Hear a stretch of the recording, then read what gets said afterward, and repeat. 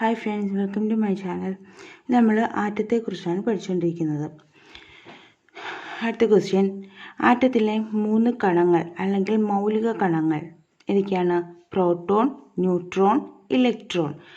ആറ്റത്തിലെ 3 കണങ്ങൾ അല്ലെങ്കിൽ മൗലിക കണങ്ങൾ എന്നറിയപ്പെടുന്നത് പ്രോട്ടോൺ, ന്യൂട്രോൺ, ഇലക്ട്രോൺ. ആറ്റത്തിൻ്റെ ചാർജ്, ഒരാറ്റത്തിന് ചാർജ് ഇല്ല.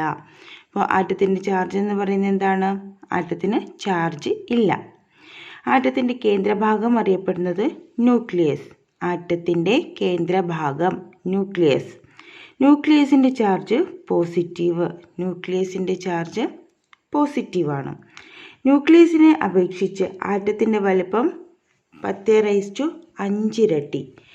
ന്യൂക്ലിയസിനെ അപേക്ഷിച്ച് ആറ്റത്തിൻ്റെ വലിപ്പം എന്ന് പറയുന്നത് 10⁵ ഇരട്ടിയാണ്.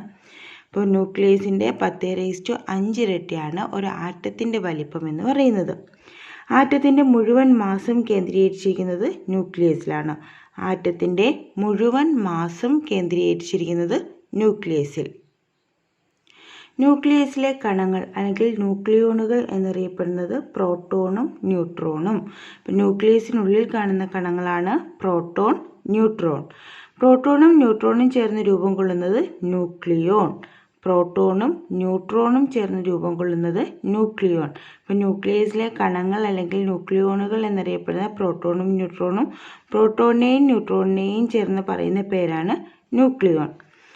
ആറ്റത്തിലെ ന്യൂക്ലിയസിനുള്ളിലെ ചാർജ് ഇല്ലാത്ത കണം ന്യൂട്രോൺ.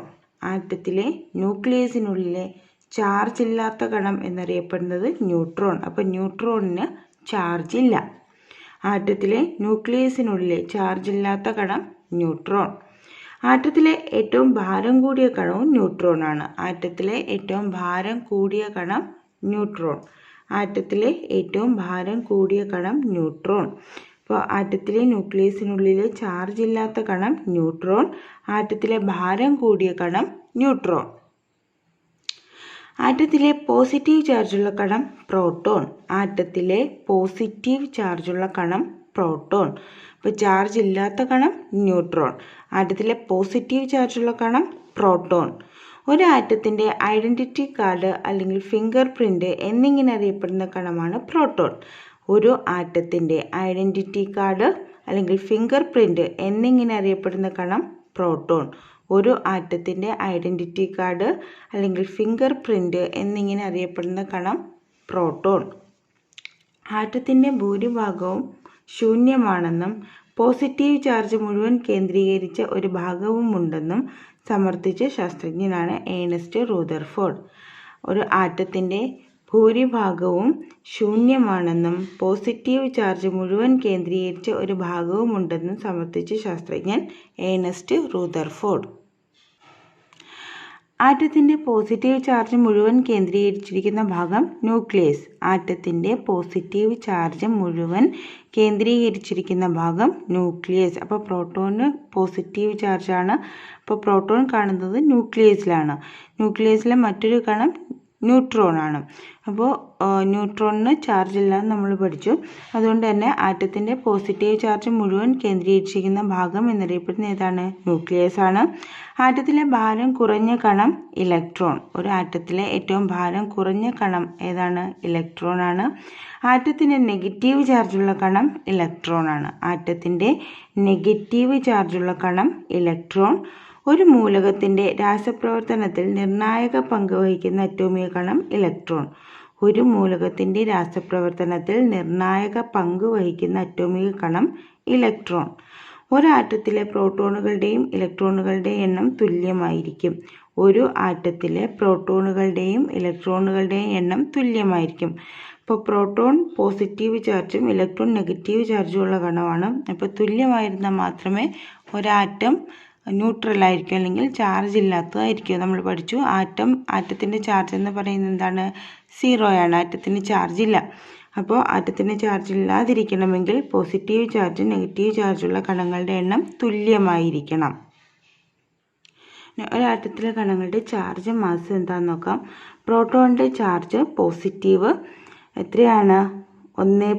പോസിറ്റീവ് 1.602 × 10⁻³ -19 കൂളോമാണ്. അപ്പോൾ പ്രോട്ടോണിൻ്റെ ചാർജ് പോസിറ്റീവാണ്. എത്രയാണ് ചാർജ്? പ്ലസ് അല്ലെങ്കിൽ പോസിറ്റീവ് 1.602 ഗുണം 10⁻⁻19 കൂളോം. ഇനി മാസ്, പ്രോട്ടോണിൻ്റെ മാസ് എന്ന് പറയുന്നത് 1.672 ഗുണം 10⁻⁻27 കിലോഗ്രാം അല്ലെങ്കിൽ 1.672 ഗുണം 10⁻⁻24 ഗ്രാം. ഓക്കെ, അപ്പോൾ മാസ് എന്ന് പറയുന്നത് പ്രോട്ടോണിൻ്റെ മാസ് 1.672 ഗുണം 10⁻⁻27 കിലോഗ്രാം അല്ലെങ്കിൽ 1.672 ഗുണം 10⁻⁻24 ഗ്രാം. ഇലക്ട്രോണിൻ്റെ ചാർജ് നെഗറ്റീവാണ്. എത്രയാണ് ചാർജ്? -1.602 ഗുണം 10⁻⁻19 കൂളോം. അപ്പോൾ പ്രോട്ടോണിൻ്റെ ചാർജ് എന്ന് പറയുന്നത് പോസിറ്റീവ് 1.602 ഗുണം 10⁻⁻19 കൂളോം.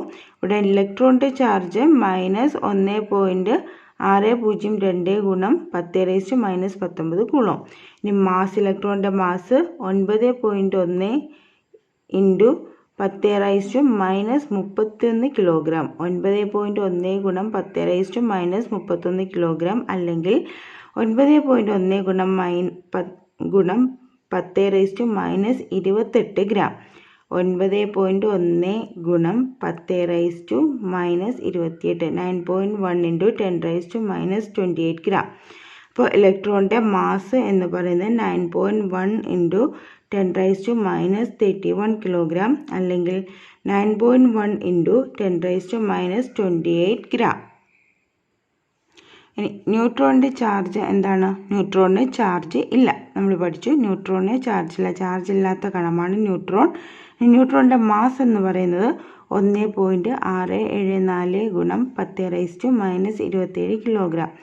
1.674 ഗുണം 10⁻⁻27 കിലോഗ്രാം അല്ലെങ്കിൽ 1.674 ഗുണം 10⁻⁻24 ഗ്രാം.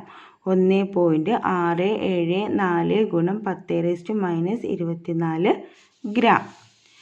ഓക്കെ, ഇനി ഒരാറ്റത്തിലെ പ്രോട്ടോണുകളുടെ എണ്ണം അല്ലെങ്കിൽ ഒരാറ്റത്തിലെ ഇലക്ട്രോണുകളുടെ എണ്ണം അറിയപ്പെടുന്നതാണ് അറ്റോമിക നമ്പർ അല്ലെങ്കിൽ ഇസഡ്. അതായത് ഒരാറ്റത്തിൻ്റെ അറ്റോമിക നമ്പർ എന്ന് പറയുന്നത് ആ ആറ്റത്തിലെ പ്രോട്ടോണുകളുടെ എണ്ണമായിരിക്കും അല്ലെങ്കിൽ ഇലക്ട്രോണുകളുടെ എണ്ണമായിരിക്കും. പ്രോട്ടോണിൻ്റെയും ഇലക്ട്രോണിൻ്റെയും എണ്ണം തുല്യമായിരിക്കും. ഓക്കെ, അപ്പോൾ ഒരാറ്റത്തിലെ പ്രോട്ടോണുകളുടെ എണ്ണം അല്ലെങ്കിൽ ഒരാറ്റത്തിലെ ഇലക്ട്രോണുകളുടെ എണ്ണമാണ് ആ ആറ്റത്തിൻ്റെ അറ്റോമിക നമ്പർ അല്ലെങ്കിൽ ഇസഡ്. ഒരാറ്റത്തിലെ പ്രോട്ടോണുകളുടെയും ന്യൂട്രോണുകളുടെയും ആകെത്തുകയാണ് ആറ്റത്തിൻ്റെ മാസ് നമ്പർ അല്ലെങ്കിൽ എ എന്ന് പറയുന്നത്. ഒരാറ്റത്തിലെ പ്രോട്ടോണുകളുടെയും ന്യൂട്രോണുകളുടെയും ആകെത്തുകയാണ് ആ ആറ്റത്തിൻ്റെ മാസ് നമ്പർ അല്ലെങ്കിൽ എ എന്നറിയപ്പെടുന്നത്. ഇനി ന്യൂട്രോണിൻ്റെ എണ്ണം കണ്ടുപിടിക്കണമെങ്കിൽ മാസ് നമ്പർ മൈനസ് അറ്റോമിക നമ്പർ ചെയ്ത് കഴിഞ്ഞാൽ നമുക്ക് എന്ത് കിട്ടും? ന്യൂട്രോണിൻ്റെ എണ്ണം കിട്ടും. ആറ്റത്തിൻ്റെ മാസ് നമ്പറിൽ നിന്ന് അറ്റോമിക നമ്പർ മൈനസ് ചെയ്താൽ നമുക്കവിടെ ന്യൂട്രോണിൻ്റെ എണ്ണം കിട്ടും. അപ്പോൾ ഉദാഹരണം 17R35 എന്നത് ഒരു മൂലകത്തെ സൂചിപ്പിക്കുന്നു. ഈ മൂലകത്തിൻ്റെ അറ്റോമിക നമ്പർ 17ഉം മാസ് നമ്പർ 35ഉം എങ്കിൽ ഇതിൻ്റെ ആറ്റത്തിലുള്ള ന്യൂട്രോണിൻ്റെ എണ്ണം കണ്ടുപിടിക്കുന്നത് എങ്ങനെയാണ്? 35 മൈനസ് 17 ഈക്വൽ ടു എത്ര കിട്ടും? 18 കിട്ടും. അപ്പോൾ മാസ് നമ്പർ, അതായത് ഇവിടെ മാസ് നമ്പർ എന്ന് പറയുന്നത് 35ആണ്. 35ൽ നിന്ന് അറ്റോമിക നമ്പറായ 17 മൈനസ് ചെയ്താൽ നമുക്ക് എത്ര കിട്ടും? 18 കിട്ടും. ഈ 18ആണ് ആ ആറ്റത്തിലെ ന്യൂട്രോണിൻ്റെ എണ്ണം എന്ന് പറയുന്നത്. ഒരാറ്റത്തിലെ പ്രോട്ടോണിൻ്റെ മാസിന് തുല്യമായത് എന്ന് പറയുന്നത് ഒരു ഹൈഡ്രജൻ ആറ്റത്തിൻ്റെ മാസാണ്. അപ്പോൾ പ്രോട്ടോണിൻ്റെ മാസിന് ഈക്വൽ ആയത് അല്ലെങ്കിൽ പ്രോട്ടോണിൻ്റെ മാസ് എന്ന് പറയുന്നത് ഒരു ഹൈഡ്രജൻ ആറ്റത്തിൻ്റെ മാസിന് തുല്യമാണ്. അപ്പോൾ ഒരാറ്റത്തിലെ പ്രോട്ടോണിൻ്റെ മാസ് എന്ന് പറയുന്നത് ഒരു ഹൈഡ്രജൻ ആറ്റത്തിൻ്റെ മാസിന് ഈക്വലാണ്. ഓക്കെ, സോ ഇന്നത്തെ ക്ലാസ് കഴിഞ്ഞു. Thank you for